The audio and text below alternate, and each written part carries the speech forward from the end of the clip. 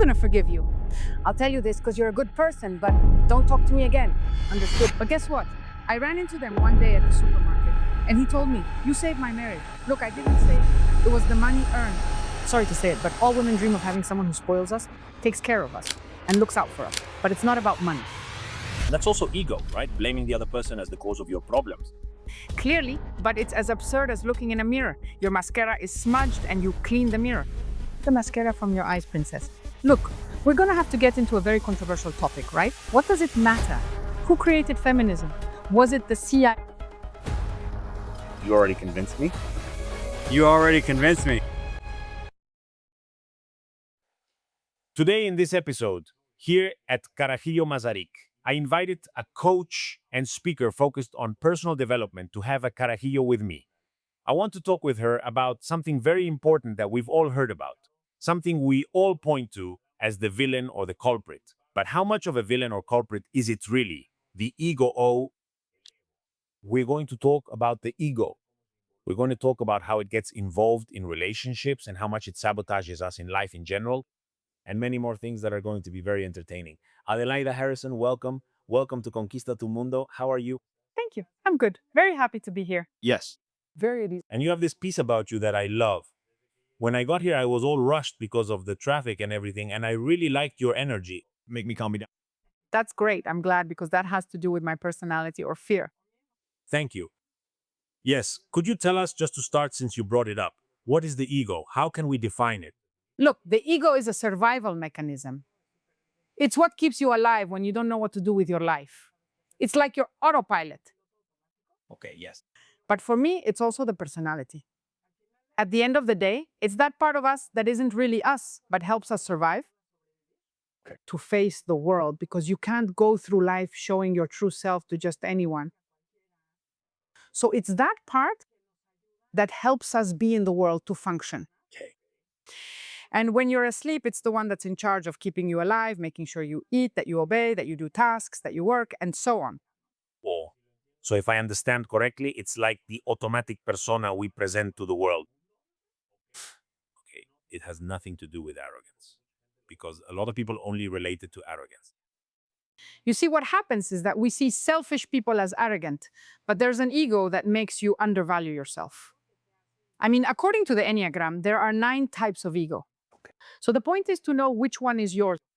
And when people are selfish, it's because they don't know their strengths, so they think the world has to give to them and solve everything for them. Why you're selfish? Because your ego obeys you, or rather your ego controls you.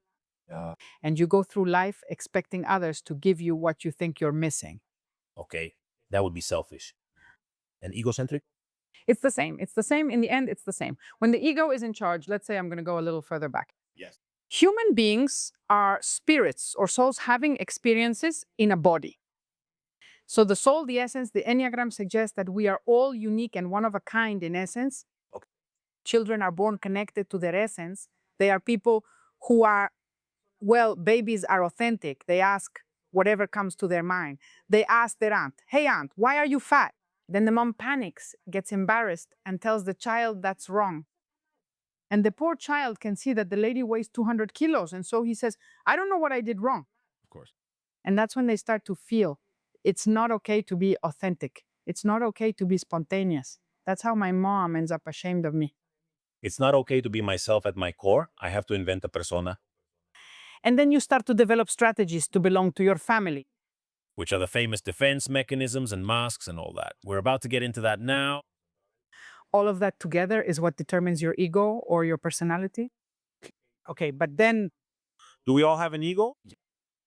Does no one live purely from their essence? I mean, you have to have that survival mechanism. There are levels of integration.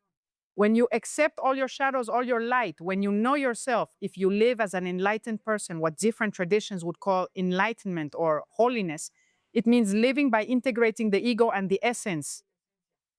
Personality and essence, because at the end of the day, we do need the ego to survive. Oh. But we shouldn't let it control us. Okay, here's an analogy. If you don't like it, you can adjust it. It would be like if we go out into the world and we're Superman or Batman, that's our disguise, our character, we function, We do things, we hold on, we carry whatever we have to do according to our personality to function in this social world, but we can get home with our loved ones or with our friends and take it off and be Clark Kent. Would that work or not? Yes. I would like to adapt it a little more. It all relates to the first 7 years of life. So imagine that the child feels like Superman. My grandson used to say he'd fly to visit his grandpa in heaven. And adults tell them, no, my child, that's not possible. No, don't be ridiculous. That's just fantasy. That doesn't exist.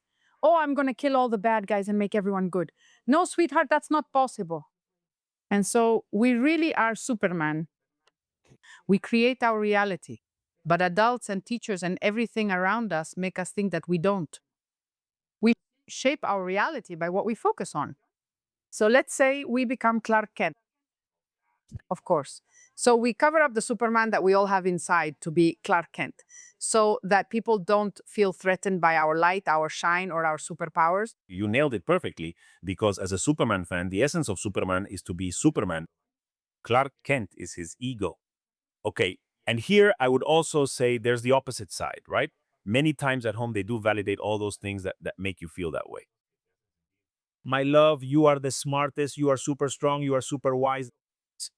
And maybe you grow up the first few years feeling all of that and like a Disney princess, and suddenly you get to school or you hit your teens and life runs you over. And that's where you often build your character, even if you came from home. Well protected, right? Yes, it depends. Now, the first 7 years of your life are when you build your character. Yes. So if at home they helped you grow up feeling good and gave you great self esteem, but when you experience daily life, you realize that's not true and start developing it. Let's say you use the character as big or as small as the insecurity you have. Okay. So there are levels of integration. The person can be healthy, average, or toxic. And depending on the level you had in your childhood, the level of security, you will develop a more rigid or less rigid personality. It's more flexible, let's say, So, what would more rigid mean? that it's much more disintegrated. So, selfish people, murderers, thieves, arrogant people are people who were very hurt as children. And so they developed a huge shell, a huge mask, so they wouldn't get hurt again. And for example, if we weren't talking about rigidity at that level, but people who call themselves introverted or who we see as introverted, they also have that's just a style. The point is the strategies we use. Think of it like the whole ego is the same. It's a mask I put on to belong. And then there are 9 personality styles. And that's where the strategy that worked for you in your childhood comes in. So, for example, there's a personality type that's the overachiever because her mom and dad told her, wow, you're the best. Like you said, you got a perfect score. That's my child. You scored a goal. Yes, go for it. What happens? They're unconsciously forcing you to stay that way. Of course. You present the strategy, it works, they like you and applaud. Wow, of course. And then you feel more and more empowered. And what happens is that you get to the real world and maybe you're not that powerful, nor as applauded, or people don't like you because you say, I'm the best. And they tell you to tone it down and even smack you. So you start to shrink. That's a style. Yes. Some people were ignored at home or told what I was told. Don't be conceited. Your body isn't even your doing, let alone something you can take credit for. So unconsciously, they start to crush you. So you start to become invisible. So there are many strategies, okay? Which we will get to in a moment. Exactly. But then I'd ask you about the ego. So is it good, bad, or just necessary? Well, look, the ego is that defense mechanism that helps you survive to live life day by day. So it's not the enemy, not bad. The problem is that we don't know we have an ego. Let's say it's like a horse. I like to give examples. You're riding a horse, and one day you wake up on the beach. You say the beach is nice, but you'd rather go to the forest. Why am I here? You don't know that you have a horse.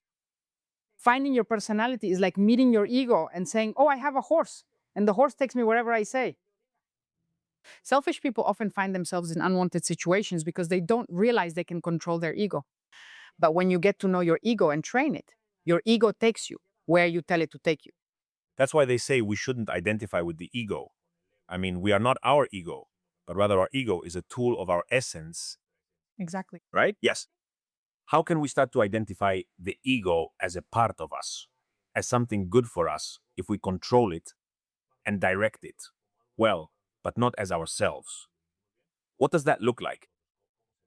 I like to say that from the point of view of the Enneagram, the essence is the spiritual part of us. And the ego or the personality are those behaviors we use to survive in the world, which you could say is like a mask that we put on to be accepted, to be loved, to not make others uncomfortable, whatever it is we have to do.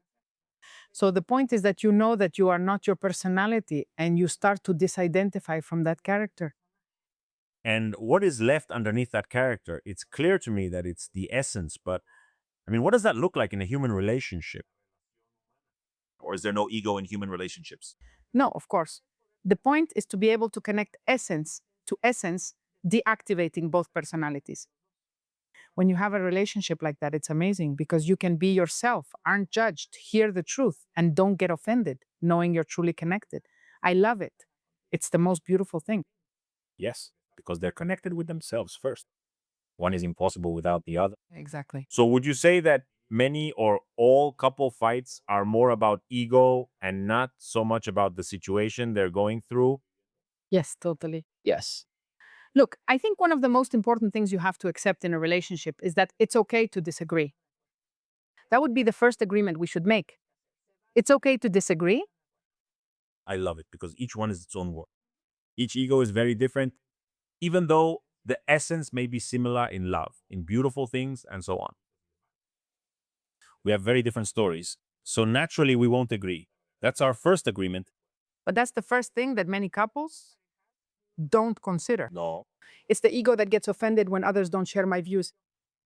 Look, it's a defense mechanism, it's your frame of reference. So, your brain, from a neuroscience perspective, you need to have a way of being a frame of reference that helps you keep the person alive. That's the ego. If you come and tell me, hey, Adelaida, no, what you think isn't right, you're not offending me. You're questioning my survival system. No, I feel I must stay quiet and keep the peace so people will love me and so I can survive. Ultimately, the ego helps you survive. It keeps you in your comfort zone. Yes. You tell me my way of thinking doesn't work, as if saying my system will fail and I'll die.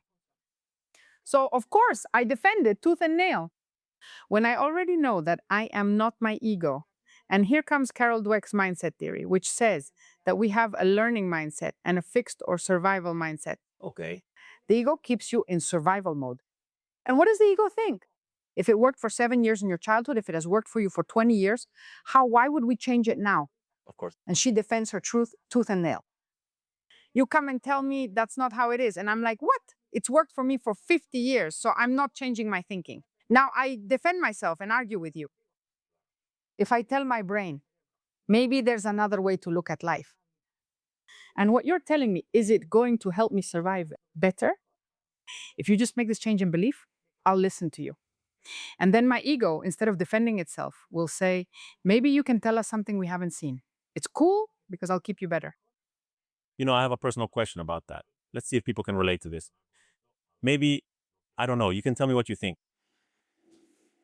I have this Socratic syndrome of I only know that I know nothing.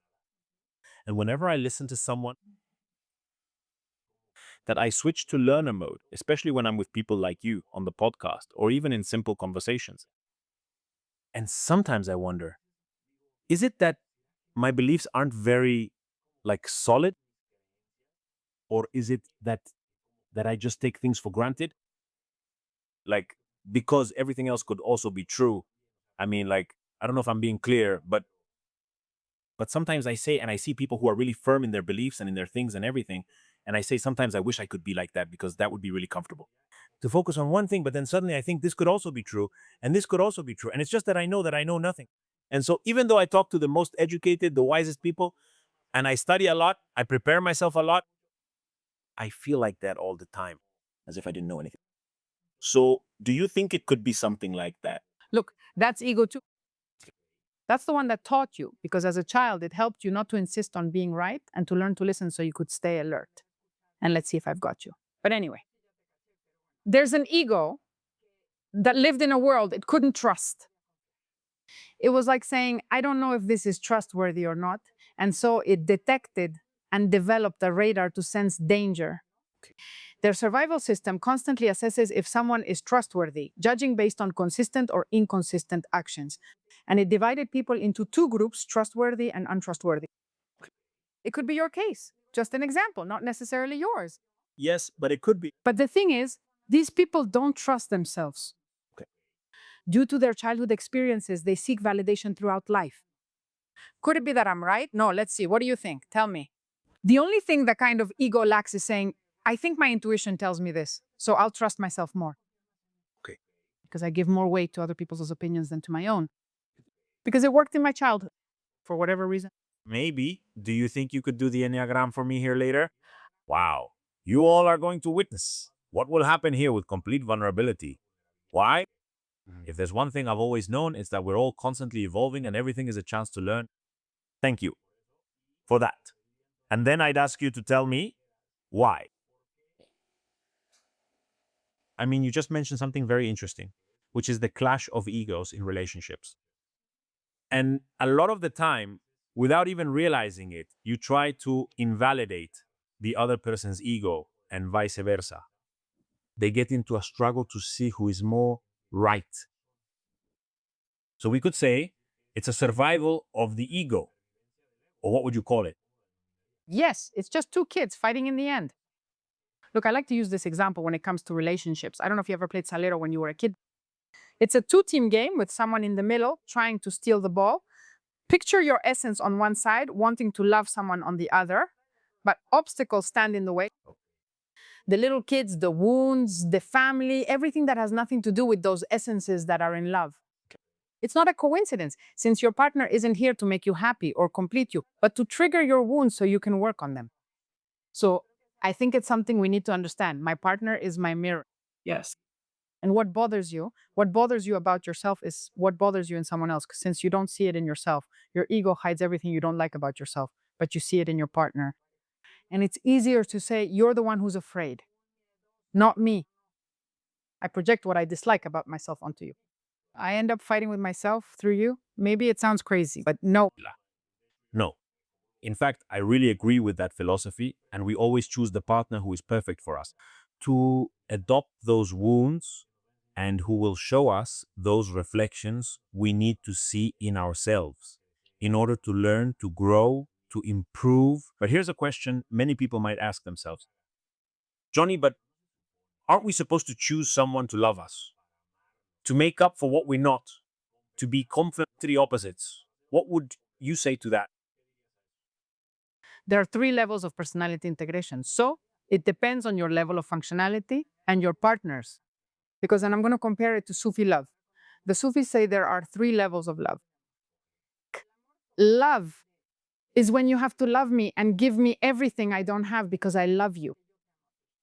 It's insisting someone provide what you lack. The average level is manipulation. I love you, care about you, and want you to love me. I'll do everything I can so you love me, be my partner, and care about me. So you're not demanding. It's not that drastic, but I manipulate you. And you manipulate me. I gave you, you give me. And look, that's reciprocity. Exactly.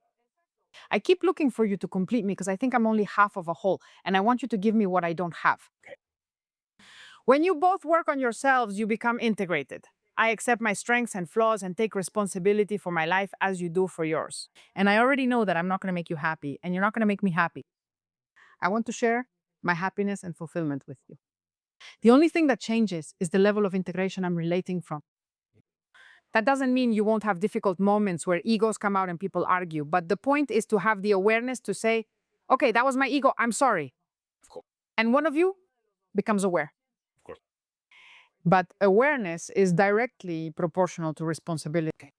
The one who says, you drive me crazy, it's just not possible. You don't give me what I need. You're already lost because you give the power over your life to someone else. Yes, that would be the toxic level. Toxic. Then the average level is when I want to manipulate you so you give me what I want. And the healthy level is I love you and you can love whoever you want. I mean, reaching the level of unconditional love, yes. Yes. Even I said, oh, that doesn't exist when I saw it. Life put me in a place where I had to learn how to do it. That's how we should love our children, for example. It's easier to understand, right? Yeah. You raise your children and do your best, but they make their own choices in relationships. In the end, you should just tell your child it hurts you to see them not value themselves or accept poor treatment. But who are you to take justice into your own hands with your son's or daughter's partner? So we could say to the people who would say, hey, Johnny, but then I chose to live in love and I'm facing a lot of friction. I would tell them, let's see if you agree with me. Ironically, that's leading you to love. It's a journey of self-discovery. That's my view. And I mention it whenever possible. We are born diamond. We get covered in carbon because of these wounds, this emotional baggage, these defense mechanisms. And so we go through life like stones, forgetting our valuable shiny essence. We stumble through life like stones, are treated as such, blend into the crowd, and treat others the same way. And suddenly we find a stone that we bump into even more, and sparks fly, and there's friction. But if we really look at the lessons, the collateral beauty, everything that's there, everything you're telling us about Adelaide, then we start to polish that diamond. And eventually we become diamonds together if we did the work. And obviously we have to keep that diamond clean from ego. Agreed? That's the ideal, yes. Pero we start to see our partners as enemies and blame them for everything. That's ego too, blaming someone else for your problems. Clearly. Why? I'm seeing in you what I dislike in myself. But it's like cleaning a mirror when your mascara is smudged. It's pointless. Wipe the mascara from your eyes. Princess, it's your makeup, your mascara, not anyone else's. But it's simpler to tell them, fix the flaw. I don't want to see in myself. And also in admiration? Love that. I heard it once in a spirituality workshop I was taking. They asked us to notice what qualities we saw in other people and make a list. They said, what you see in others is also within you. Develop it, look for it, find it, and bring it out. Because it's that diamond we have inside that we don't let shine. We're much more afraid of our light than our darkness. As kids, we were always told we weren't good enough. If you were born to be mediocre, you'll never rise above it. This isn't for you. You're not enough. And that's what we know, but we don't know our worth. And then start to shine. I have a phrase I say, dare to shine without permission, or rather, give yourself permission to shine, right? But it hurts because it's hard because you no longer belong. Oh, you stop being liked, your friends start to get annoyed with you, they start to see you as a threat. Competition, exactly. So, yes, you have to break a lot of paradigms to get to that place, but clearly you choose your partner for two reasons. One, because you do see their essence, and it's true. Your essence, your diamond, falls in love with that diamond. Yes. I also believe that. When there's true love, what happens in a relationship? I'll focus on women here, since I've worked extensively with feminine and masculine energy. And they say that the problem with men, that they don't like intelligent women, is that they say, you can be more than that, and she's not going to let you be mediocre. It's not about money. You have to be the man I see in you. Yes. And as a man, I see an amazing woman. Why do you settle for being what you are right now? 100%. That's the real pain we have with our partner. When it's a woman who's strong in essence, Of course. not an ego. Oh. Why? It's the same for men. When you are grounded in your essence, then you do that from love. And you try to encourage him and motivate him, and you try to be a team, and you look for ways to move forward with that person. And the other person will have their own job to say, I accept the invitation, I accept what's being reflected back to me or not. The problem is that many times our ego sabotages us and makes us believe that we are empowered people, very strong women, very strong men. And the only thing we're looking for is to dominate and control the other person or tell them, do this because I want you to do it. Of course. No, it's not really inspired by love anymore. Exactly. So you're not coming from love. Exactly. You're an ego. When you mention these energies, many find them controversial due to gender, even though they're unrelated to gender. In fact, I'd like you to clarify why it has nothing to do with gender. Look, because you can have one. Just imagine we all have feminine and masculine energy. And a woman can have 80% masculine energy and 20% feminine. But no matter what, that person is going to look for a man who has 20% masculine energy and 80% feminine energy. And I'm not talking about preferences or anything like that. What happens?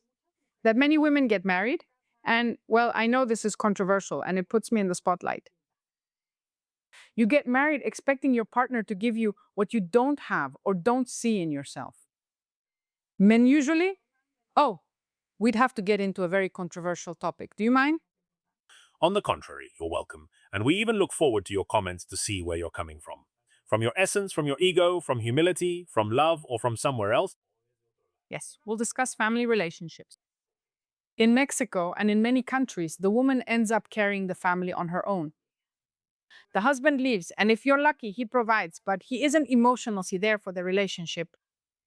And a woman needs a man, well, the mom, the dad, whatever gender you want, they need to feel supported because if not, the woman has to bring out her masculine energy to defend and take care of the nest. It's biological, it's mammalian. What happens when you do this? Your partner is absent, so you seek support elsewhere. Who are you going to lean on? On your child who is nice, who takes care of you. Oh, my little one, help me change the tire, help me with something. And then that child takes on responsibilities of a partner, not of a child. That child already has a partner. What does that child need? A mother he never had. And then what is he going to look for? A partner who will mother him. And we mothers love women. Oh, my love, I'll take care of you. I'll give you, I'll provide for you. The first child is born and the woman is already a mother.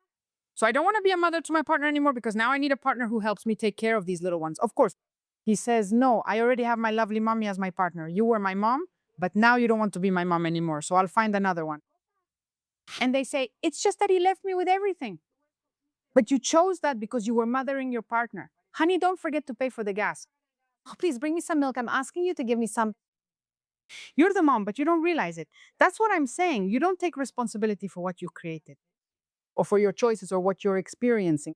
And look, just to clarify this so-called controversy, which really isn't a controversy, it's proven and documented, and just look at your own relationship. There will always be. No, a relationship won't work until you clearly come together as a team and as a couple, instead of being like a dad and his teenage daughter or a mom. No. And the pampered little prince or those who are in a power struggle because both want to dominate. Or maybe both of them are just coasting along, but the relationship doesn't move forward. Right. Not yes or no. Just why do you care? Exactly. So the point is friction and all those crises. It's about how you use them. If you just leave, like with the prince you mentioned, he'll find someone else and repeat the pattern. And that other woman will end up looking for something similar too, if she doesn't work on it either. Of course. So you have to heal your feminine energy and he has to heal his masculine energy. Of course. And if in this world everyone worked on their ego, that's the ego. Heal yourself. And when you become a better person, you attract better people and establish better relationships. Of course. Of course. So call it masculine and feminine energy, call it yin and yang, call it sensitivity versus action, right? I mean, strength or logic versus feelings. Call it whatever you want. But let's all try to balance ourselves as complete people who can be strong and logical enough, who can do things, function in the world, make money, and solve problems. But also feel, also communicate, also be empathetic, also hug, and also support and take care of the person you're with. And that's the point. When you balance that within yourself, you find someone who has the same balance because the energies complement each other. Okay, what happens what would happen if, for example, you were talking about falling in love? You fall in love with the essence of the person. However, there's also a complementary opposite that attracts you, which is also the wound. We're discussing this asymmetry, the mother and the son. What happens when maybe one realizes it and finds balance, but the other doesn't? That's when couples often break up. Because what happens, I realize that we can do better. And I start telling you, like I was saying, I start demanding that you be the man I see you can be and not to get comfortable or make yourself small. Of course. But this person or this partner wants to stay there because they're terrified of working on what they need to work on, of dealing with the emotions they need to deal with. And so they'd rather run away than work on it. The woman does everything, turns things around, and drags you to 10,000 workshops. That doesn't work either, because if someone chooses not to grow or change, you have to accept you can't change them. And it's very painful, but it's time to let go. Interestingly, when you let go, it's likely that the other person will come back. That's what attachments are. Almost always an anxious attachment. For example, women tend to have anxious attachment, which is, oh, daddy, accept me. Say I'm pretty, say you love me because I didn't get that as a little girl. Men, on the other hand, are supposed to be tough, strong, formal, and not show emotions. So to avoid getting hurt, I don't go there. I avoid. Then a princess appears and starts showing me how good it feels. I start to feel, but say I don't like it and don't know what to do. That's when you have to decide, do I open up, work on my issues, or do I keep shutting down and leave? That's avoidant attachment. I run away, but I'm running from what I feel, not the other person. Yes. Someone is seeking validation from another that they can't give themselves. So, well, what happens? They say there are three loves in life. The first love is falling in love with the person. The person arrives, your prince charming, your princess arrives. You begin an amazing relationship. And then the frictions start, the diamonds and the little stones start rubbing against each other. And that's when it happens. That's the breaking point. If you choose to open those wounds and work on them and go inside yourself, you begin. It's the love that teaches you because you start working on yourself, getting to know yourself, and falling in love with yourself. And that's where I like the Enneagram. It helps you find that. I love it. Once you fall in love with yourself and feel so full within yourself, you reach the third love, which is love for life, because it goes from the inside out. So when you get to know yourself, you start to see that diamond that you are. You start to see your essence. You start to see that you are not your ego, that you don't need someone else to give you anything, because you are already a unique, unrepeatable, and perfect being. You fall in love with life. And you start giving people all the love you have inside, because none of us need anything. Everything is already within us. Of course. You start giving to life. You start being generous. And that's when you're ready to sustain your first love. That's the integrated relationship. But you have to go through the process of working on yourself and asking, what are you making me feel? You're not making me feel, I'm feeling this because of what you said to me. I love it. In my next book, which comes out in June, is called Please Don't Get Married. For knowing this. Okay. I'll consider it. Yes, we all should. And believe me, I write a lot from the experience of my relationships, my marriage, and this journey that I have lived and continue to live. And just as you mentioned, to emphasize your point, not so much to debate it. I talk about several stages of the relationship. First, there's idealization. That's falling in love. So you enter this relationship or this marriage, and you go through many other stages, but then you reach the part of disappointment or adjustments. That's where you say, I chose wrong, there's a lot of friction, I'm fed up, I can't take it anymore. No, it's easier to just run away. It's running away. And from there, if you do the work and your partner does too, there can be a rebuilding, and then you get this beautiful love, as I call it, that you called love, The love that teaches you. which of course has to be based on self-love. One cannot exist without. Self love is developed in the second kind of love. In other words, you build your self love. Exactly. You can be there for the other person then. Exactly. Otherwise, you're filling voids. And if you skip this reconstruction step, let me tell you, that's when grief hits hard, like a crisis that can shatter a diamond. That carbon can break. And with that, it becomes an opportunity. Because many times people see grief as a punishment. Could it be that in grief, the ego also gets involved and tries to rationalize the pain a lot? Well, I think the ego is very afraid, and it's very afraid of disappearing, and it's very afraid of rebuilding itself. And it's up to us to say, okay, it's going to be tough. We're going to dive in, we're going to swim in cold water, but afterwards things will get better. And I think that's the only thing we need to know, that afterwards we're going to be better. And we go back to the same thing, that it's okay to disagree. Okay, we're in disagreement. How are we going to reach an agreement and understand that the other person is not your enemy, that it's not personal? It's personal. And that helps a lot, Chris. It's not him. It's that he's a 6. It's that he's a 4. It's that he's a 2. I get it now. And that deactivates all the survival and defense mechanisms, because you understand that it's not against you. But let's see. That's beautiful. And let's see if I can manage to use it with you. It's not personal. It's just personality. I shouldn't take it personally. That's just how they are. But how do we see the difference between this is how I am, love me as I am, and resigning myself to stay the way I am, instead of doing everything we're talking about, like polishing the diamond? Look, this is where something really important comes in, what you just said. Understanding that you are the way you are doesn't mean I have to tolerate everything you do. That's where self-love comes in.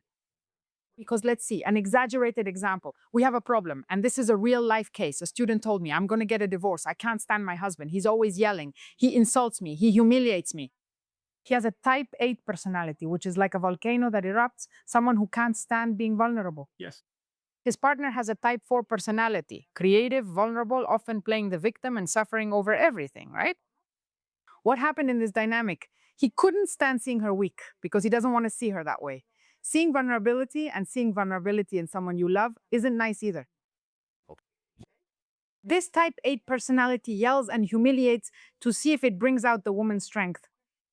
Every time she's insulted, since she needed validation, she shrinks even more, cries, plays the victim, and feels fragile. And that makes him even angrier. He feels terrible for yelling, insulting, and humiliating her, doing the opposite of what he intended, since he truly loves her. The thing is, one day I told her, okay, next time he yells at you, you're going to let him finish. Let the outburst die down, and then you're going to stand in front of your partner, because this was a very strong 8, and they like it when you talk to them like this. And I told her, you're going to stand in front of him and say, look, I'm going to forgive you, and also use strong language, because that's how this person likes to talk. Look, I'm going to forgive you, but I'm going to tell you something just because I know you're a good person, but you are not going to talk to me like that again. Do you understand? She said, he's going to kill me. He's going to kill me. What do you think happened? What? He said, wow, you finally showed some spirit. What? Really? I assure you, someone like that exists. Not encouraging the other person. Well, I'm not telling them to do it. Do it. No, it's a specific case. I mean, yes, right now, all the women, son of a bitch, bastard. But guess what? I ran into them one day at the supermarket, and he told me, you saved my marriage. I didn't save it. The Enneagram did. But what happens if you understand that the other person is your mirror, the other person wants to be strong, wants to make you strong, wants to empower you, and you cry and play the victim? They're seeing their own victimization in you, their own weakness in you. So it's not against you. They're trying to end their vulnerability through you. And what would happen? What would it look like if instead of being the strong one who doesn't want to be vulnerable, he was the sensitive one? I mean, if there's someone sensitive, for example, her, she's more sensitive. How does she see it? What she sees is that she's being humiliated, that they're treating her badly.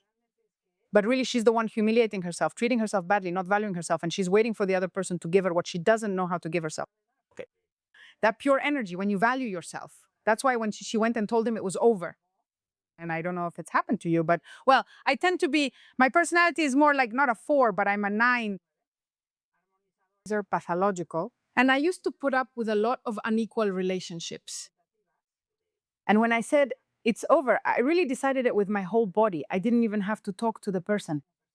My kids, it bothers me when they leave me hanging and I stay silent. One day I decided I wouldn't let them do it again. They never did it to me again. I didn't even need to set a boundary because you set it energetically. But I imagine that you went through a lot before. A lot. Yes, A lot. exactly. And that's the thing, right? And then we'd say, when did you decide it was better to leave? Like, they're not going to do it to me again. That's what I understood. Instead of rebuilding with him, he didn't show any signs that he wanted to rebuild. Look, it's funny. We were married for 30 years. Ah. For 10 years after I learned about the Enneagram, I thought this is amazing. So I took the Enneagram book and marked his type, left it in the bathroom, casually. So he would read what he needed to change.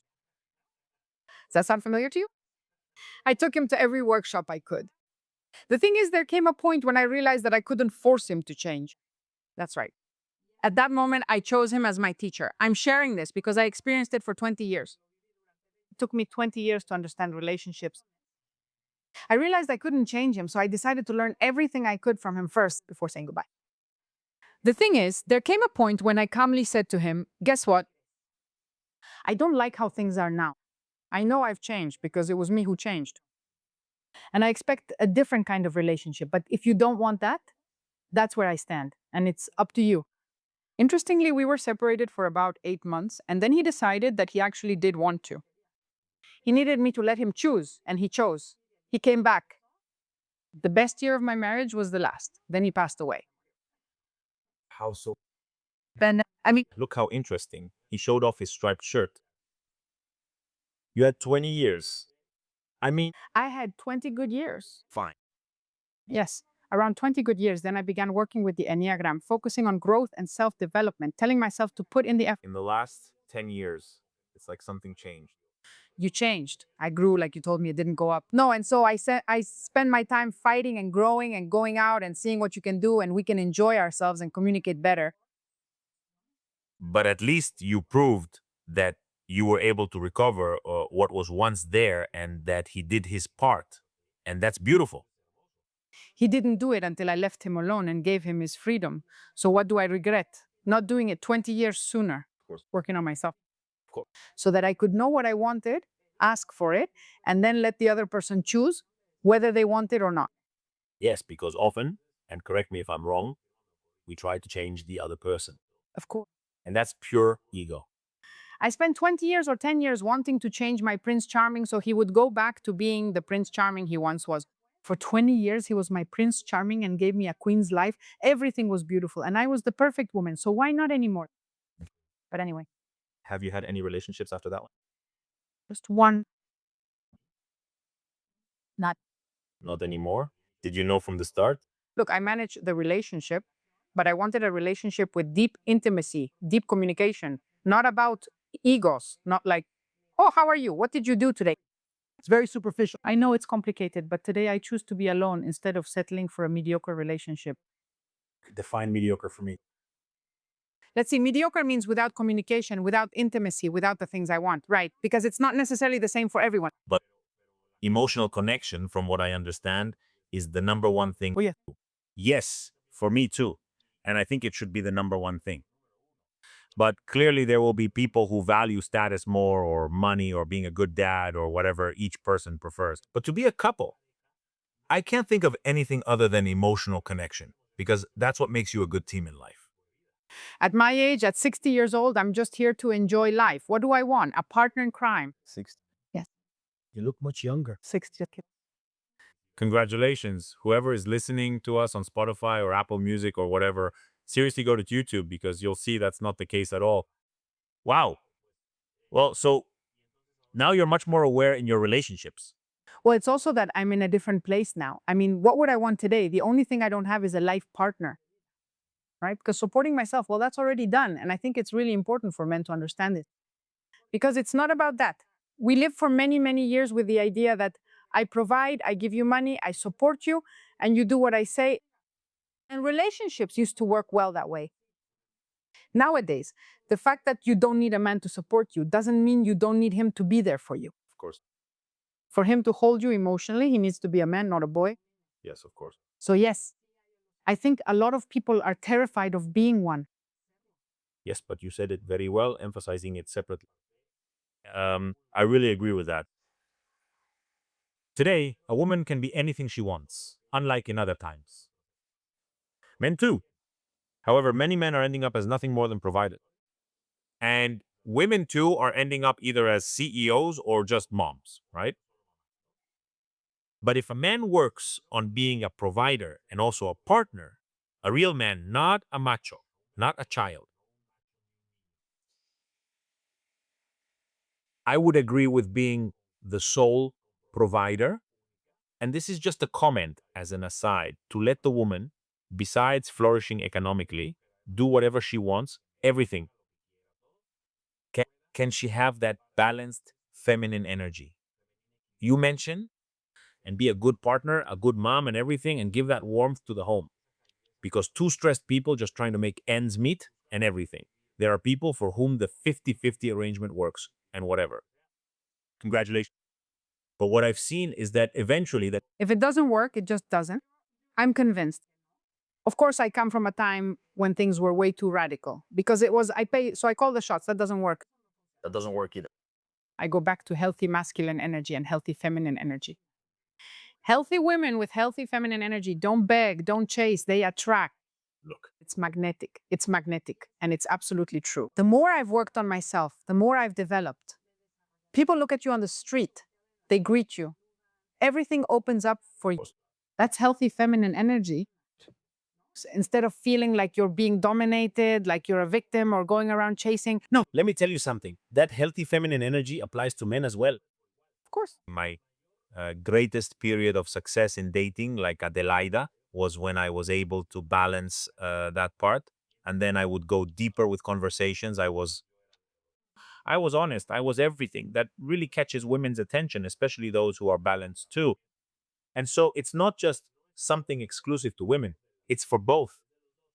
It's that a healthy man doesn't impose, but rather creates that holding space so that the woman can flourish.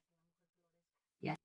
So that's it. It's not that you were the one. I think that's healthy masculine energy when it surrounds you in such a way that you dare to be vulnerable and look again. Sorry to say, but all women want someone who loves, cares for, and looks out for us. It's not about money. I wish it were just about money. Some people sell themselves, but it's not that simple. You need a man who says, I'm here. And for that, he must be in his masculine energy and not be waiting for someone else to complete you. I love it. It's like a dance. Sometimes I'm more masculine, but other times, as a man, I want to be sensitive and have you care for me. And sometimes we'll both be in our masculine energy. You move forward for a reason, and there will be times when both of us are in balance. So I know that for a lot of people, feminine and masculine energy can sound like it's about gender. Read a little more. Don't be so biased in your perceptions and allow yourself to look beyond the label they gave it. What do we do? Carl Jung used to say it was animus and anima.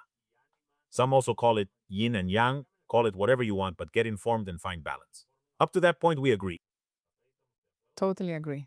Now, the ego. We already know it's a survival mechanism. Clark Kent's disguise to fit in and hide Superman. But anyway, Mhm. if we're so powerful, why are we so afraid? We're afraid that everything we believe we create, and we don't know it. We live in a simulator. Our brain is a quantum computer. Now, that artificial intelligence is here. So trendy. That's what arises in our minds. And what happens? And I'm going to get into a theory that might sound very conspiratorial, but it's true. No, I love it. You know who? According to some articles I've found, the one who created feminism was the CIA. Yeah, I kind of knew that. But tell me more. Please, have you heard about it? The other day I read an article and thought, what? What results are there? What is the government generally looking for? The big corporations want to manipulate us so that we have a fragile ego, so that you believe that buying a car, having money, or owning a purse is going to fulfill you, right? So obviously, that's what the big corporations are betting on, To control. to control, manipulate, and sell to make money. Exactly. Yes. Does it happen? I'm not discussing if the CIA started it, but what happened to feminism? Women already feel very offended to be at home taking care of children, but now they work, they still take care of children, cook, iron, embroider, and knit. Nobody gives them anything, and now they must also earn money like men. Feel lonely because they have nothing. Have anyone nearby or they're wrong. So what happened? Now there are two incomes. In every home where the children are alone, they are under outside influence or more easily influenced by the outside world. Let's say iPad, TV, and stuff. I'm not necessarily siding with traditionalism, but the family is society's core. If you break the family, society breaks and becomes easier to control. The result is that today's salaries are no longer enough. It's rare for a family to be able to live on just one salary. Yes. Now that two people work, they settle for less but pay twice the taxes. Yes. So I leave it up to them. It's not that it's true. I'm not going to say, let's see. There are the results. You can see people getting more and more stressed. Men who feel more and more less and less adequate, more alone. Women who feel like they can't handle the whole dating market anymore, if you want to call it a market. But in reality, the world of dating is enough to make you cry. Everyone is just looking for pleasure, for the reward. Nobody gives you real intimacy. I shouldn't say nobody, but most people. If we look at the results and we don't question whether this could be true, even if we can't change it at its source, because, well, the big corporations know why they do it. It's about control and consumerism. We may not be able to change the world, but we can conquer our own world. That's why the podcast is called that. Because you really can make your life the way you want it. That's the freedom that no one will ever take away from you, even if the game board is a little different. You can go with the crowd, or you can go with a smaller more conscious group, and make a better life. That's right. If you'd like, we can discuss how the ego or personality functions to help people change their beliefs and programming. I love it. We already said it's a quantum computer. Yes. How does the software of this computer work? The beliefs we have can be inherited. They can be learned in childhood, or you draw your own conclusions. Those beliefs create the mindset. The mindset is your frame of reference that you use to make decisions. Exactly. You're programming. Exactly. That programming. We receive around 12 million bits of information per second through the five senses, but our brain can only consciously focus on 50 bits of information, according to Joe Dispenza. Let's see, we receive 12 million and we can only focus on 50. That's right. So that's what Joe Dispenza says. I'm quoting the fact. 7,999,950 bits go unnoticed straight to your subconscious, and you build your conscious reality with those 50 bits. And what does your brain do? Your brain, it has to decide what to pay attention to, because that's what helps you survive. And so each personality is going to focus on what it believes it needs to be in order to survive. For example, if you grew up and developed the personality of a one, the perfectionist, you have to be perfect to survive, correcting yourself and correcting everyone else. What will I focus on? The errors, so I can fix them. But if you grew up in an environment where they made you think you have to be some hotshot Superman and the best, you're going to focus on goals in order to achieve them. So far, so good. To focus your attention, we have what is called the reticular activating system, which is like an alarm that your brain is constantly using to detect what is dangerous. An example of this would be when mothers have babies. The baby cries and they wake up, but a truck could run them over and they wouldn't notice. The man sleeping beside her, the baby's father, doesn't wake up because it's not his thing. Right. Okay?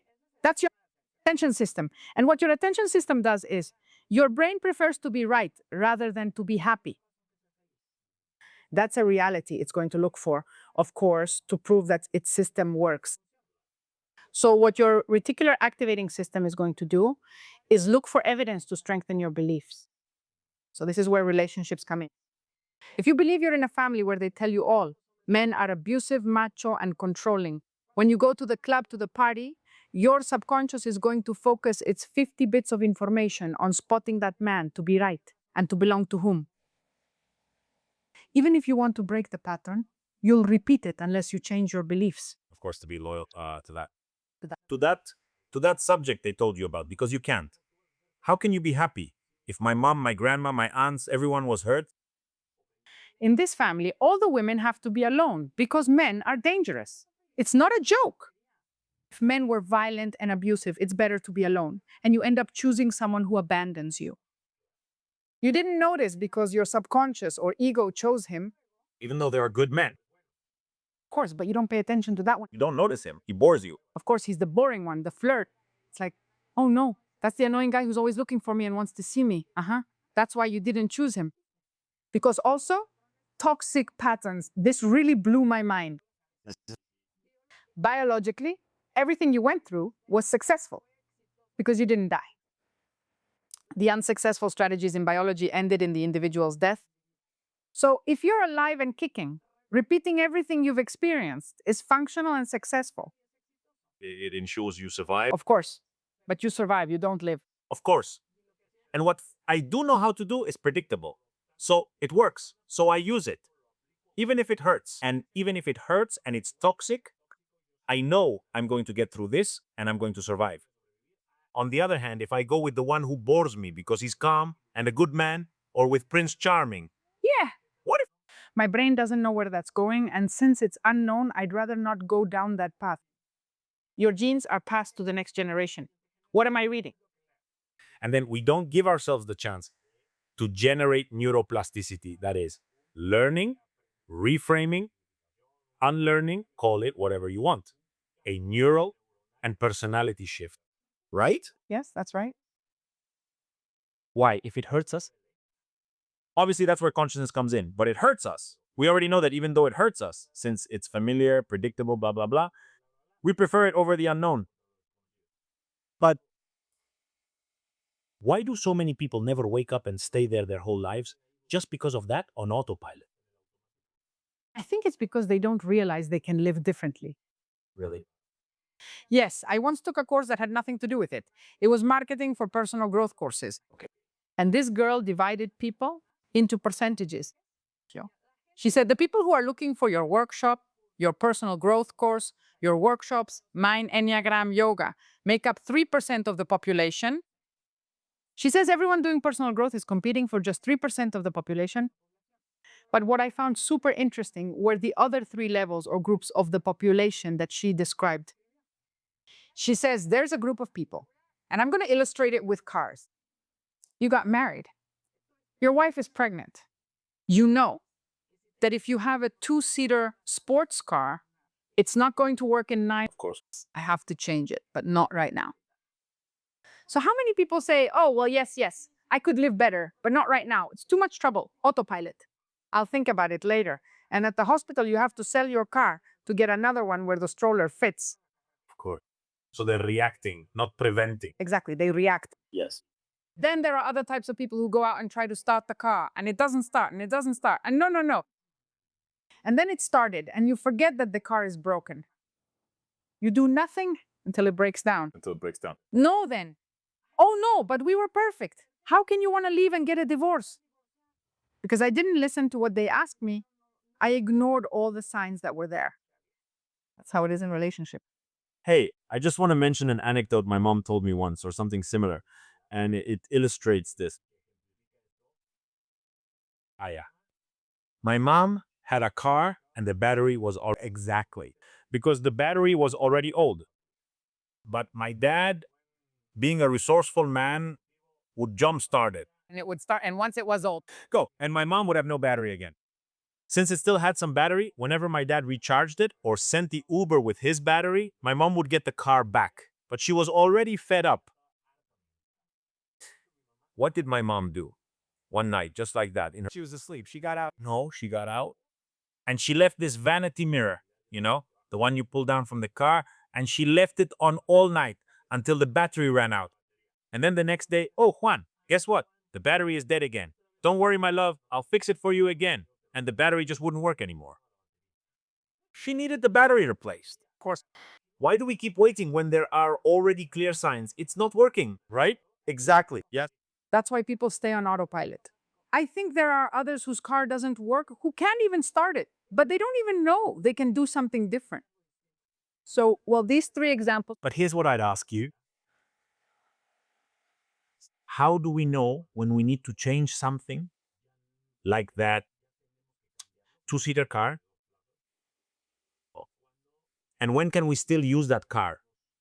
But maybe just kind of like what we were talking about, that there's a process to polish the diamond, or when it's just not going to work. Wow, that's a great question. But I think it's when you ask and they listen to you and there's genuine interest in solving the problem. And not when they dismiss you. I think relationships last as long as both people want them to. Yes. Because when both people don't want it anymore, there's nothing left to take care of, nothing to fix. Thank you. And many times we insist on staying in a relationship where one of the people is already gone. Because besides, energetically, you leave long before you actually leave physically, right? From the relationship. I think so. So it's not knowing how to read the signs. It's like your dad. I mean, I'm going to use your dad as an example. But if the battery is already dead, if it won't start anymore, if there are already issues, people who are asleep don't see those signs. I think the thermometer is simple. I have a relationship thermometer I could share, showing what typical toxic and healthy relationships are like. But at the end of the day, I think the most important thing is, sabe, to know what you need from me to be. Okay? There are many levels of intimacy. The one I like is, what are your dreams and how can I help you make your dreams come true? And you asking me the same thing. So when both people want it, things can be worked out. Okay. When one person is gone, loses interest, or doesn't want to continue, maybe out of fear or another reason, it's the moment to say this is no longer a relationship. Cool. And that's what happened to me. I said, I can't go on like this. When I said, I can't go on like this and started to move on, he said, no, wait, I actually do want to. Often, I think it's a tantrum It's fear of saying no, not wanting to work or face things I dislike about myself. It's not that I don't love you, pero, but it's hard for me to look at myself. Of course, there are people who will never want to, but there are others who will react, like my dad with the battery, who says, well, let's change it. Or like in this case, your husband, because he was never an ex. And Robert Greene mentions it in a book. He doesn't mention it in relationships, but I use it as an. It's called The 33 Strategies of War. He mentions one called the Death Ground. When armies know there's no return by ship, the ships have been burned, and all they can do is kill or die. They give their best because there's no other choice. So when we find ourselves in those situations where it's either you do something or the relationship dies, and you truly care, like you said, then you're going to give your best, and then we'll see if that's enough or not. What happens, right? Many people, even on death ground, still say they don't want to, and that's okay. So bye, take care. Yeah. Now, before you give me the test or the Enneagram, what do you call it? Like, it's not a test. You told me you don't like tests. Here I am, messing it up. I want to ask you, how much does the ego have to do with anxiety, stress, and depression? I mean, when you live in the ego and you have anxiety or depression, it's your soul telling you, this isn't it. This isn't the way. Change. And it's about not listening to ourselves, disconnecting from ourselves. When you don't listen, when you don't want to see, when you don't see the signs, but your own signs, Yes. that you're enduring as a situation you don't like, that isn't good for you. Or sometimes your soul just needs to move on and say goodbye with all the love to whatever it is, work, family, a partner that is no longer meant to be, for that same reason. Because if one person has grown a lot and the other hasn't, they're just making each other unhappy. Because it's not just one person who's unhappy, it's both. But could it be that the fear of the pain of grieving, for example, is what holds us back because we want to control the situation and we don't want to go through the grieving process? And that's where the anxiety comes. And that's where the depression is. Or when we tell ourselves from the ego that it was a failure instead of an opportunity to get to know ourselves or to get out of a relationship that was toxic. I'm going to take this opportunity to do a little plug because we have a whole 30-day program to get through a breakup. And believe me, the results are spectacular. For that, I'm going to leave the link in the description of this video, as well as a free class where we go a little deeper into this. Go and watch the free class. Then, if you like it, join the course. You have 7 days to try it out. We have weekly Zoom support sessions where we talk about all this and much more. I'm back. Great, you just gave me the perfect opening. Perfect. Thank you. I love reminding you because many times the podcast just doesn't give us enough time. No, but in 30 days, I can do a lot. And well, there's the invitation. Why is it so hard for us to deal with letting go of wanting to control the situation? I mean, if we already know we can't control everything, why don't we let go of that? Why? Why don't we surrender? Because the ego, or well, let's say that little child in their childhood fantasy wants to control the world and feel like they have control. And that's where I want to bring in the spiritual topic. Okay? Whatever spirituality means to you, you have to believe, or I believe, that there is something beyond me that is holding everything together and guiding us. If you trust in that and let go, really your life is different. In fact, I'm going to tell you an anecdote. I love it. My daughter, well, my kids said they wanted to go skydiving, and I said, over my dead body, you're not going to jump. While we were separated and fighting, my daughter called and asked, hey, mom, can I go skydiving? I told her, I'll go with you. And it was like a spiritual experience. Amazing. Because I said, okay, I'm going to go skydiving. If I don't die, it's because my life has some meaning. I was one of those who married for till death do us part, right? And so I jumped with a parachute and said, Lord, or whatever it is you believe in out there in the universe, here I go. And I surrendered. I couldn't handle myself anymore. Don't wait until you're breaking down or your life is falling apart to admit you can't take it anymore and let go of control. Of course. Letting go of control changes everything. How do you let go of control? By not being afraid of vulnerability. I mean, No, there's no way. you have to have mind and say, It can happen. Don't be afraid of vulnerability. It's about getting in touch with your vulnerability. I mean, I'm not Superman in that sense. And I am Superman because I am the image and likeness of the creator. So it's kind of contradictory, but it's the ego that wants to control everything. Yes, I like that. I think we've reached something important. You correct me. To let go. You have to be vulnerable to stop being afraid of being vulnerable, but to be vulnerable and know that it's going to hurt sometimes. Of course. But that's what gets you out of pain. Everyone has a blind spot, which I want to avoid, right? So, for example, number one, I'll quickly go through the 9. Number one has to be perfect to survive. That's what the ego believes. Yeah. What should I understand? That I'm already perfectly imperfect. I stop fighting to be perfect because I'm already perfect as I am. Does that make sense? It's like going inward and dropping that little mask. For number 2, I feel like I have to be pretty, What triggers the first one? feeling that it's corrupt and that it's not good. That it's not perfect. That's that child who, when he was little, I said to Yak Gross, how dumb. So I feel like I have to be perfect because if not, they'll get mad at me. So I struggle and I developed the strategy of wanting to be good, perfect. And then I always correct everyone. If your partner brings up something that bothers them in a relationship, all hell breaks loose. Of course. And I end up being the supervisor of everyone, like the police, and I'm always correcting everyone. So the others in the relationship don't feel accepted because it's never enough. It's never good enough. And that makes the others feel uncomfortable and not accepted. Number 2. Number 2 is the collaborator. This personality as a child realized that if they brought their dad his slippers or set the table for their mom, oh, they would love them. So I got used to seeing other people's needs and meeting them so that later they would give to me, love me, and take care of me. The people pleaser. It's people pleasing, but manipulative. I only do it to get something from you. What do they need to understand? That I don't have to make good things happen. These people believe that if they don't make the world go round, the world won't turn.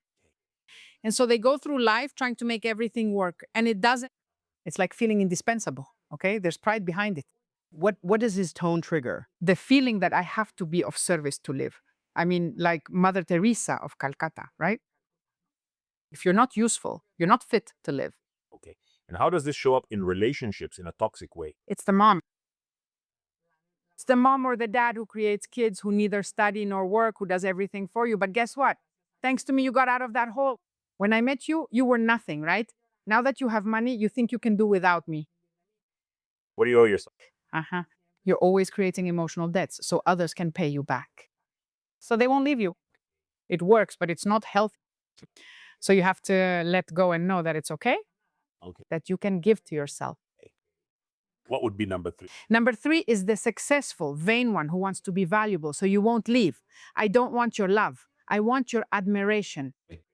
And so those are, whew, hot shot. I do everything. I'm the first, the most handsome. It's all about being number 1. What happens? I look for a partner and then I want to be number 1. And you don't. So, well, the partner doesn't feel seen. They are the me, myself, and I types who can end up very alone because they're always chasing goals and achievements, but they don't enjoy the here and now. What might trigger it there with their partner, for example? Well, first of all, they feel like they're not worthy. What should I do? Value myself instead of relying on my partner for recognition? Tell me I'm amazing. Tell me I'm the best. I'm waiting for outside validation like a kid. I have to validate myself. Well, that's something we talk about a lot on social media right now. Like, we're really looking for that, right? Like what? But then if your partner tells you something they don't like so much about you or about your work, whatever it is, You give up right away. you either break down or argue. Okay, what would be next? And number 4 is the victim, the creative one, who is the romantic. They feel that others have the happiness that I lack in order to survive. So I go through life seeing qualities in others, noticing what I don't have. And others have to complete me because that little child, when you're young, it really is necessary. Others have to give to you so that you can survive. But it's like updating your software and saying, well, at 7 years old, yes, but at 50, I can complete myself. Now, I have many qualities. It's about shifting your mindset to focus on what you have, not what you lack. Okay. What triggers the couple? Like the 8 and 4 I mentioned, one acts as the victim, then what does the other do? I give you everything and nothing is enough for you. So that would trigger things in the relationship. I love it. Next one. The next is the observer or scientist. They are very intellectual. They realize that their parents were kind of incompetent at keeping them alive. So they say, no, the less I need, the better I'll survive. And they need space, time, and distance. They're stingy with their time, with their emotions. They're very observant, very cold, calculating, and analytical. So what happens? They give you a lot of freedom, but as a partner, you feel neglected and uncared for because daily interaction is very hard for them. Then sex with that. What would trigger it with the partner?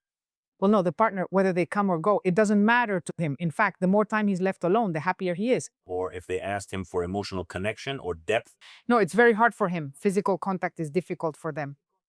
For example, she once told me about a student who got married, and well, Vanidad read the Spooning magazine about sleeping like marshmallows. She saw all the positions, and when they got married, her type 5 husband told her, "You know what, I'm going to ask you? Just one favor. You sleep on that half of the bed, and I'll sleep on this half." And she thought, he doesn't love me. Why did I marry this person?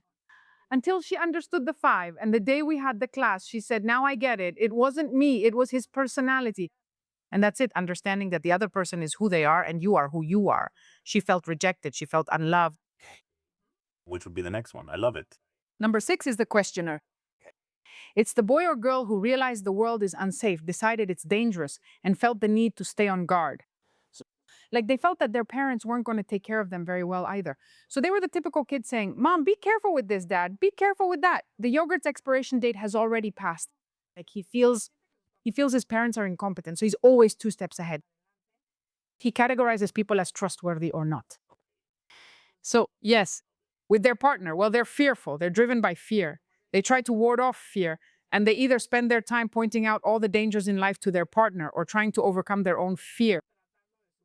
So they can be very daring, risky, and so on. The partner, there's a clash. I mean, the issue with the 6 is betrayal. It's about whether I can trust you. So anything my partner does differently from me is like, no, what? I can't trust you. If I have to trust you, it's because you're the one who's going to give me a sense of security that I can't give myself. That would cause many problems in the relationship. Okay. Number 7. Number 7 is the optimist. This is the complete opposite. It's the one who believes you have to take advantage of opportunities while they exist. This one, let's buy now while we can, is not very cautious. And so the issue is that they can be irresponsible. They're the ones who just go with the flow in life. And when it comes to taking care of the kids, well, they just can't be bothered. Maybe tomorrow. Or the one who doesn't let you know where they are, things like that. Yes, I can tell you some serious cases. One, the father of one of my students once told me that he came home and said, "We're going to Europe. I'm inviting everyone." They went to Europe, and when they came back, he said, "Guess what? It was my severance pay, not a bonus." And he spent the severance on the trip. I mean, just imagine being that man's wife. Yes. No sense of security at all. Exactly. Okay. Number 8 is the controlling one I mentioned earlier, who wants everyone protected and cared for. Yes. To take care of you, I need to control you, so you must follow my instructions. They are controlling people who don't like to be vulnerable. What happens that you do feel very protected as a partner, but in the end, you're going to feel suffocated and controlled. And that doesn't work either. That's where For example, if someone is very much like the 7, what was his name? The one who's very free. Well, very responsible, the optimist. the optimist with a controlling person would have a tremendous clash. Notice that they don't clash that much. There are others that clash more. For example, 4 and 2 against 8. Because 4 and 2 mean I want you to love me, to take care of me. And then I marry someone who is controlling and I feel really good. Then that same thing I liked is what bothers me. And I say, no, not that either. Don't control me so much. Leave me alone. So at the end of the day, what bothers you is something you liked at first, and then it bothers you. I mean, Almost always, like we talked about what I call traumatic compatibility or loving from your wound, you're not always going to look for people with the same number as you. no, on the contrary, compliments. Of course, so that there's a necessary clash. And so that it balances you too, because a strong person always marries someone with a weaker personality. Of course, and the clash leads to balance, if we learn from it. If not, it's just pure conflict. To a mess. And the 9. The 9 is the harmonizer. That's the pathological mediator who goes with the flow, because as a child, she learned that keeping quiet is better. So she says yes to everyone.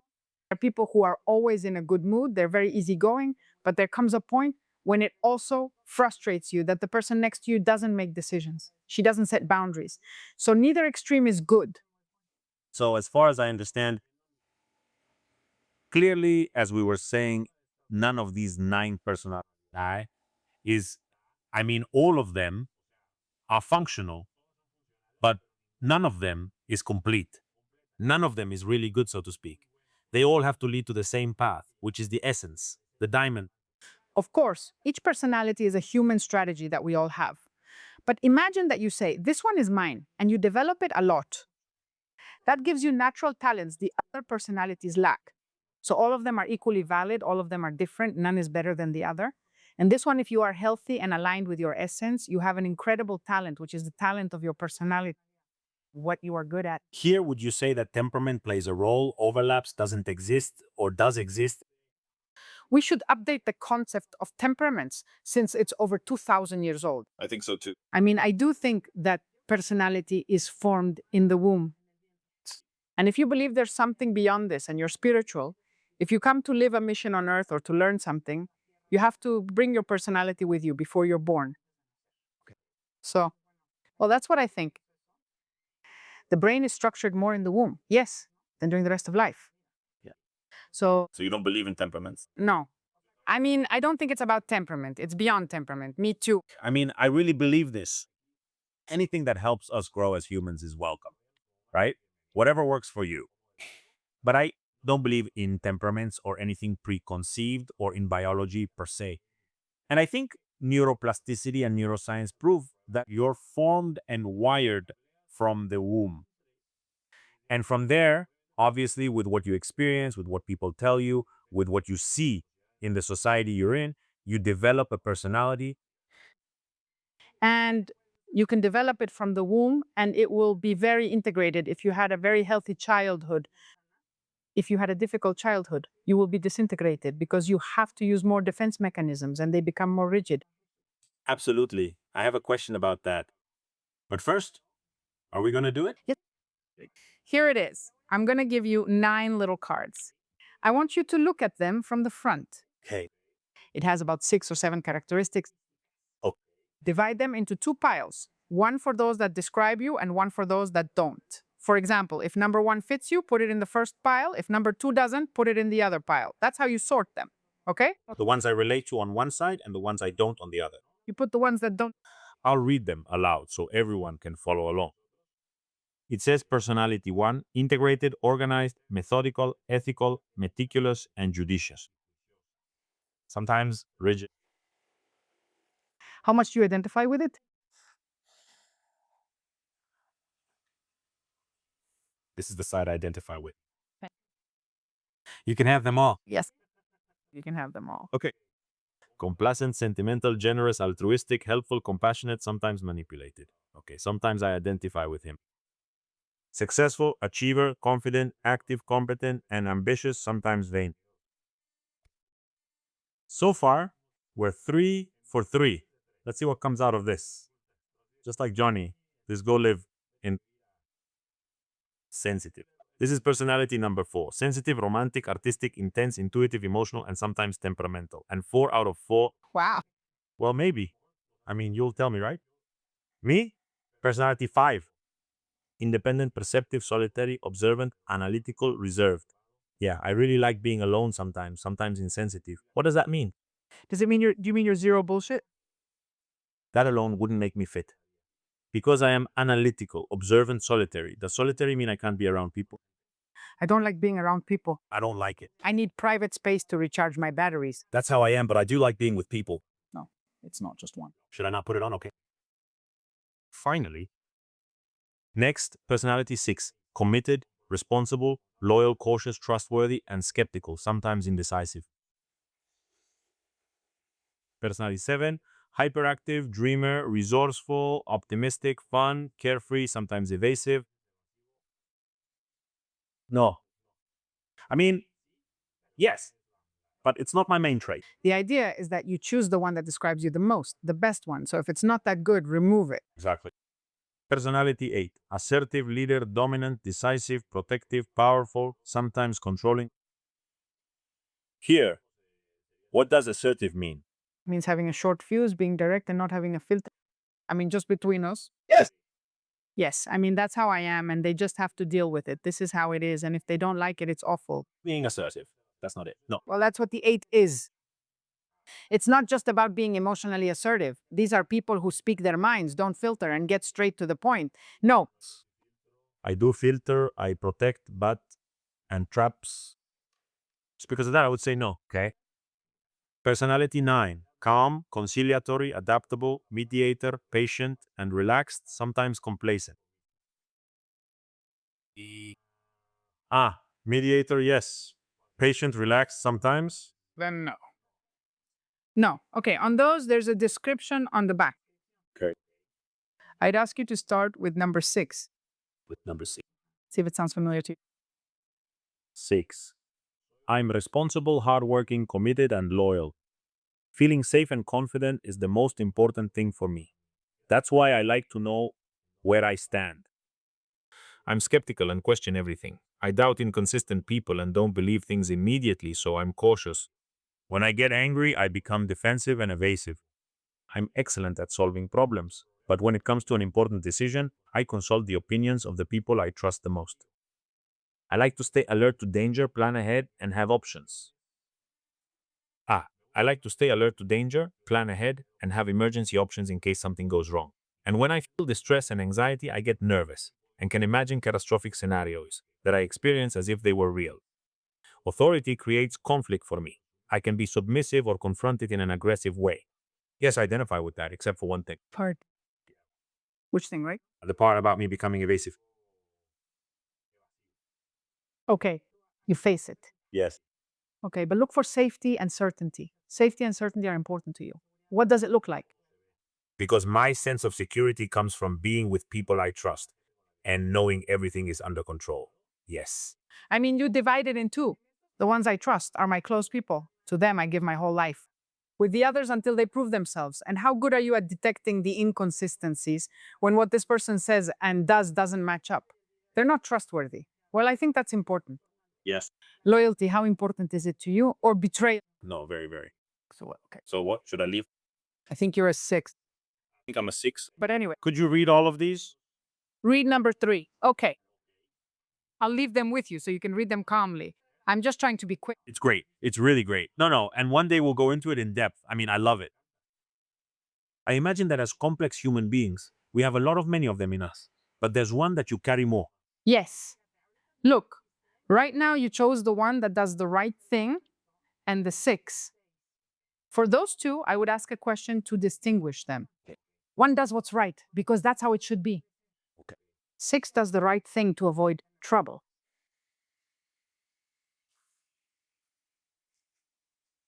I think it's to avoid trouble. So number 1 is usually more rigid, imposes the truth. It's more like a cop. It's more like, no, I set my rules and that's how it should be. Okay.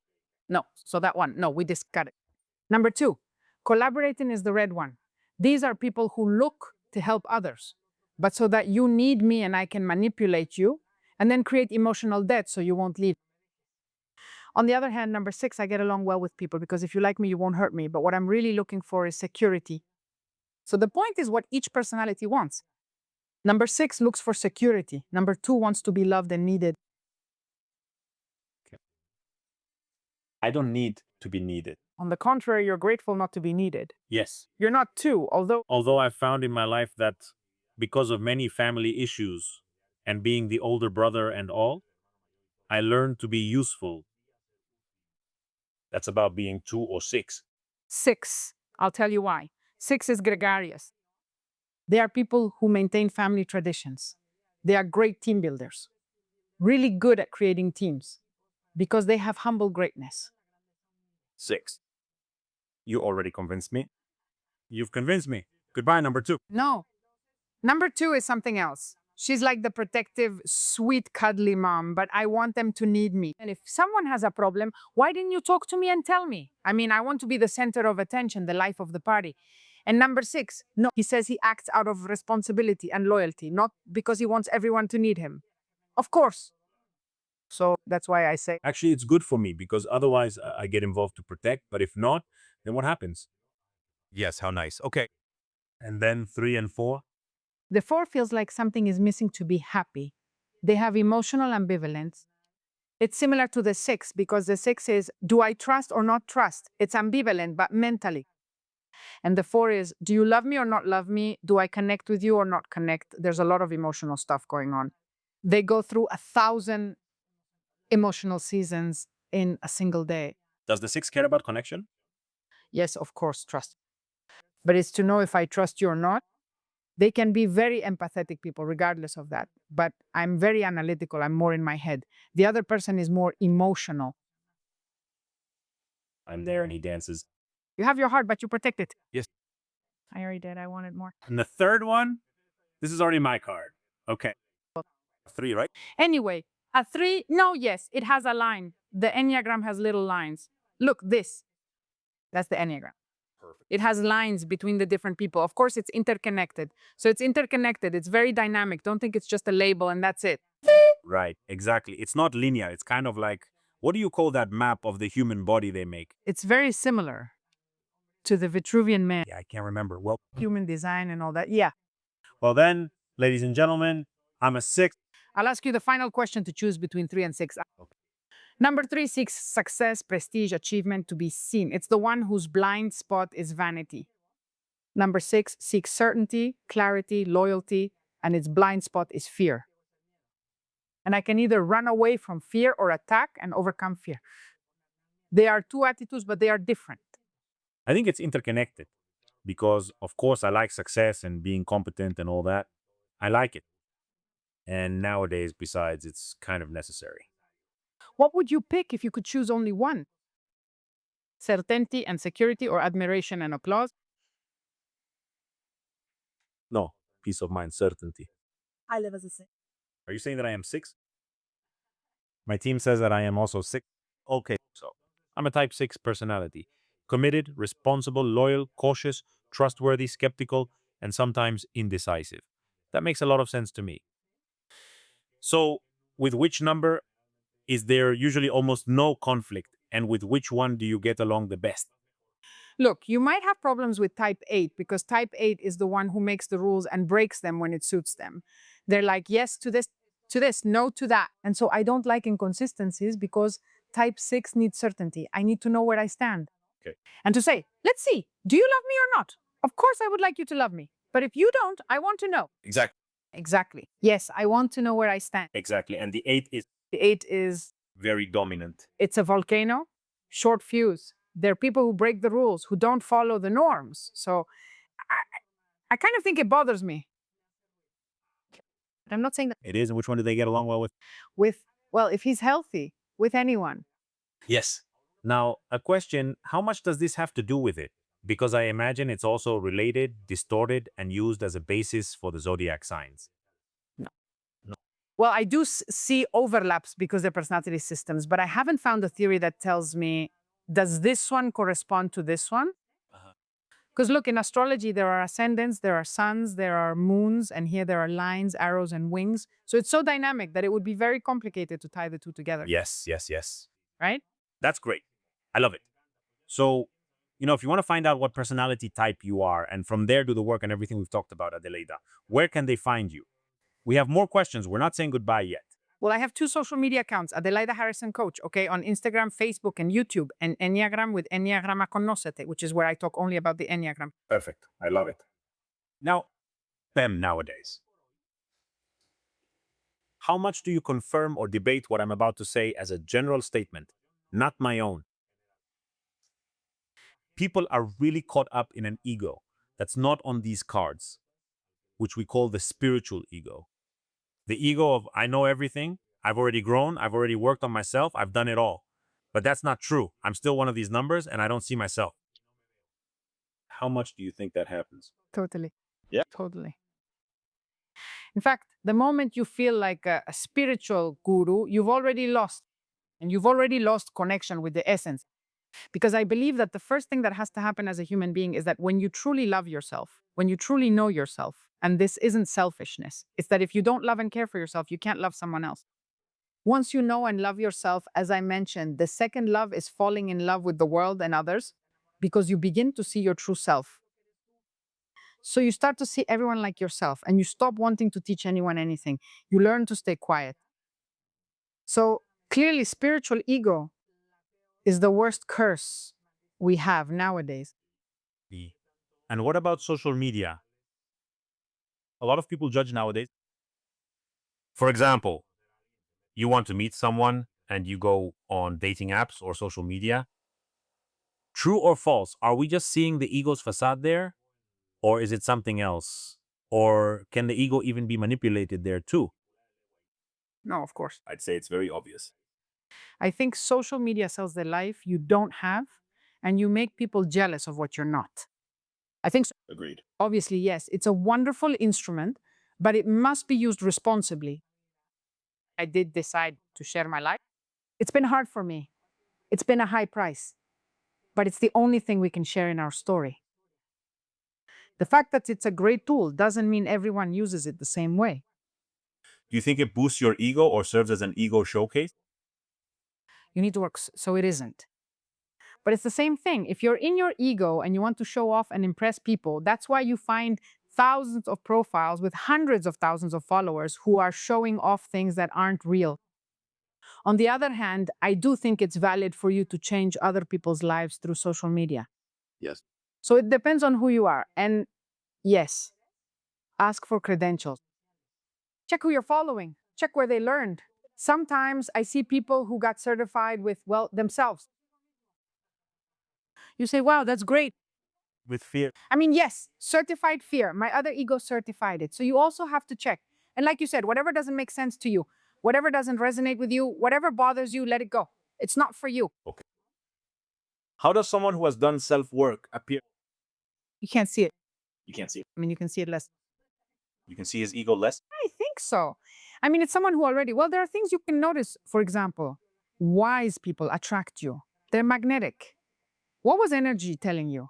When you are someone who loves and cares for yourself, Yes. you draw people in and they say, oh, how nice. When you walk into a place, the room fills up. Yes. People say, oh, how nice. I don't know. I felt at peace when I saw you. I came in. I felt good. You make me feel safe. That's right. There's no way to hide it. It's your body that tells you if you're in the right place or not. Of course. That's why anxiety and depression are a call from your soul to do something different. So when you're in very toxic relationships with a lot of push and pull and all that, take a good look at your own ego, but also at how it's clashing with the other person's. I'll even tell you something. In the worst times of my relationships, of course, with my ego and everything, I realize I don't end up in anxiety and depression and all that because I think love prevails. No, plus you're in a more conscious relationship. I'd be more worried about relationships where nothing happens. I see them. Honestly, at my age, many of my friends, both men and women, chose to stay in mediocre relationships. For example, I have a friend who says it's a good weekend because her husband is taking care of his mom. These are things but that's so common. How's that? I see couples who are together but don't want to be, yet they don't break up either. And it's like better than nothing. It's horrible. Yeah. Better alone, right? Sometimes it's better to be alone. I loved what you said. We've expressed it in many ways on this podcast, but I'm going to borrow that from you. The person you're with should be your second love. Your first love should be yourself. Learn to love yourself, and then you'll be able to love and be loved, because receiving love is also an issue. And it's also very important to know what you deserve. Of course. So first of all, because the other day it happened to me with a friend who told me, no, you're 65 years old. No, I want a girl who's around 50, in other words. He told me, you don't even qualify. Okay. I want someone about 50, independent, supports herself, doesn't expect me to give her money. Honestly, I just looked at him and learned to stay quiet. I said, what do you bring to the table? I mean, what are you going to give? What do you offer? Because honestly, he's not even good looking. And I said, what are you giving? You don't want to give money. You don't want to give your time. You don't want anyone to bother you. We're really good at seeing what we want to receive. Yes. As Corvera, whom I greatly admire, used to say, if you dislike what you're receiving, ask yourself what you're giving. Of course. Right? Of course. Now, heading towards the end, because We'll need to have many discussions about this. People likely have many questions. Leave your questions in the comments so that in a future episode, Adelaida and I can answer questions from the audience. Would you like that? I'd love to. I'd be happy. what? How do we distinguish between I deserve love, I deserve more, I deserve beautiful love, and I deserve all the good things in the universe? As a true affirmation and an absolutely ego-driven statement without any basis. Hijo, I think the work of learning that you deserve it is, at least in my case, has been very long. But when you finally feel that you deserve, you don't have to ask. They give it to you. I mean, what am I getting at? For example, I've never been bullied, with men machismo and inappropriate comments, but that's never been my experience. No one has ever said anything inappropriate to me. No man, no environment, because it's not something I feel I deserve. So I do believe that you attract the way you're treated, Yes. what you deserve or what you think you deserve. If they treat you like a doormat, it's because you feel like a doormat. So you don't have to fight. You have to convince yourself that you deserve something better. When you know you deserve something better and you're convinced, you don't go around asking for it. You give it to yourself and you become, as they say, a high value woman or man. You no longer lower yourself to fighting, demanding, or struggling. I mean, you simply say, this works for me, great. This doesn't work for me. Thank you. Of course, you no longer tolerate any mistreatment, crumbs, or things that are intermittent or half-hearted. Notice we've been saying it the whole episode. Let me recap here. Then, as we near the end, one can consciously say, I deserve all good things. I deserve love. I deserve everything. But if you're in your stone version and not diamond, I mean, absolutely consumed by ego, acid, not your essence, life is going to mirror back to you what you really deserve, according to your whole unconscious, even if you consciously say something else. What you believe you deserve. Right, what your ego believes it deserves. I love the clarification. Y algo mejor. If you take advantage of those results and realize it's because you're being a stone version of yourself and not a diamond, you start polishing the diamond and eventually you deserve something better, not just by asking for it, but because you are that. And then the way you think, feel, act, and what life gives back to you is consistent with that. But if you're in your ego based stone version, you're going to think, feel, and act around that because you identify with your ego. And your results will be that. Are you with me? Yes. I think we deserve everything. We deserve abundance. We deserve money. We deserve love. We deserve prosperity. And if we don't have it, it's because we don't believe we deserve it, but it's out there. And honestly, I think something that has happened, and I'm sure you'll agree with this, the more you work on yourself, the more you love yourself, the more abundance you have, the easier things get, the easier life is. Thank you. Because it's there for us to receive. Yes. The universe isn't stingy. It only gives you what you're ready for. Yes. And in your essence. Not in ego.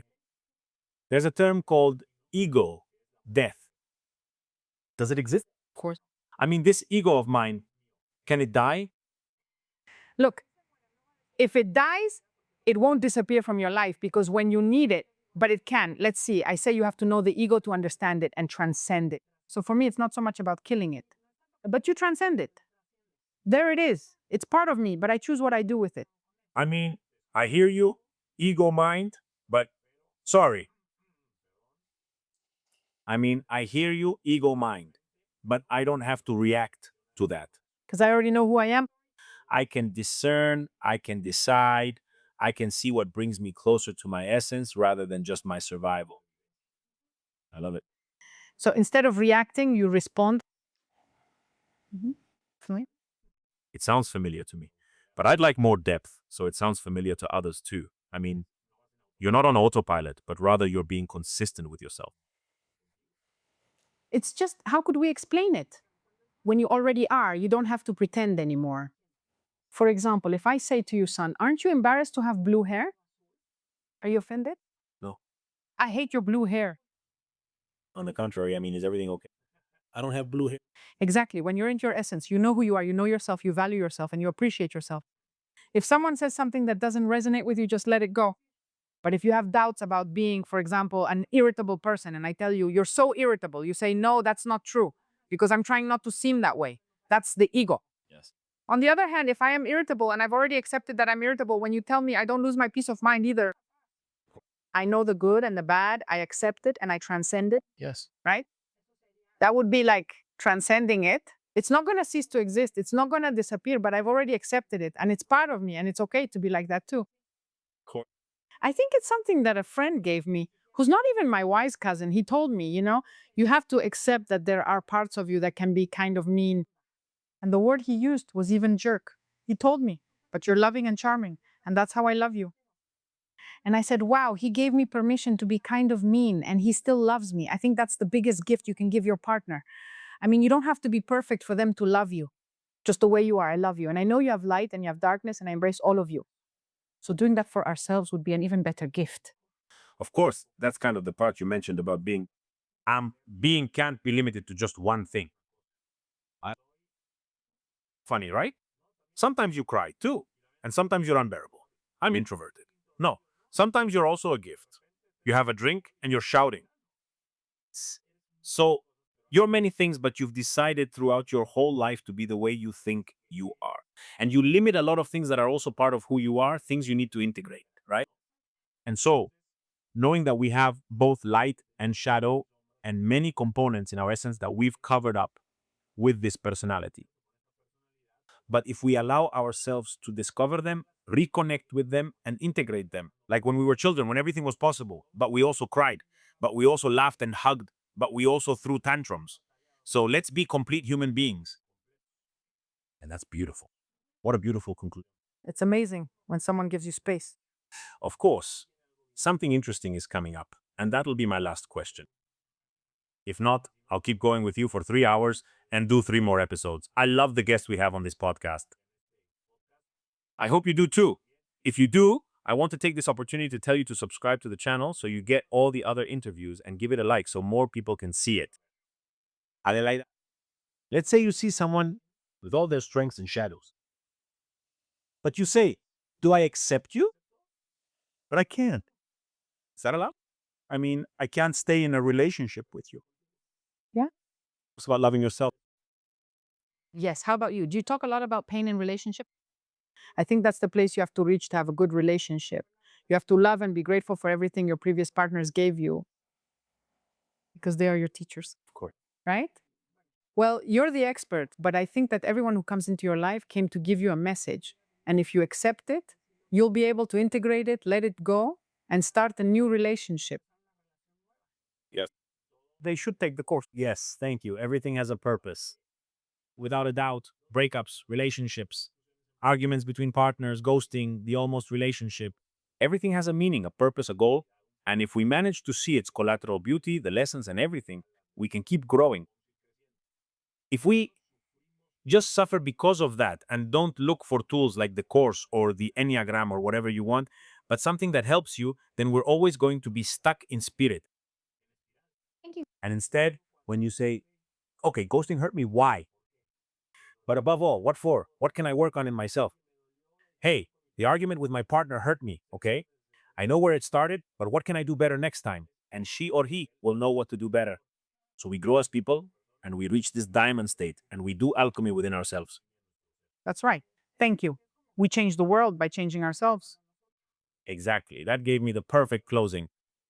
To change the world, start by conquering your own inner world. Adelaide, thank you very much. We will be keeping an eye on everything you do and we'll definitely invite you again. And thank you very much to everyone who watched us in this episode. See you in the next one. Thank you so much, Adelaide. Beautiful. Very good. I loved it. And no, I didn't do it to you.